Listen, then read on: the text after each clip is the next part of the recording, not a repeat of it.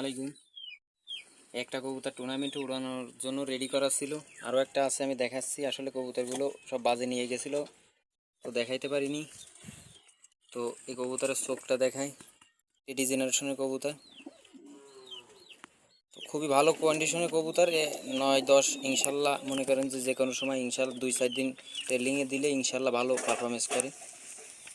তো এসে কবুতরের পাঞ্জা। তো আর একটা কবুতর দেখাচ্ছি, একটা গোল্ডেন কবুতর। এর কবুতরের চোখ আমি দেখাচ্ছি, মাশাল্লাহ খুব সুন্দর। এই দুইটা কবুতরই টুর্নামেন্টের জন্য রেডি করিলাম, আরও 4-5টা ছিল আসলে বাজে নিয়ে গেছিলো, তো আসলে বৃষ্টির জন্যই খেলা হয়নি। তো ইনশাল্লাহ পরে চেষ্টা করব। তো এই যে এটা 10 পাক ঝাঁপ হয়ে গেছে। তো এই যে পাঞ্জা দেখেন। তো এই হচ্ছে কবুতর, স্টেপ করো।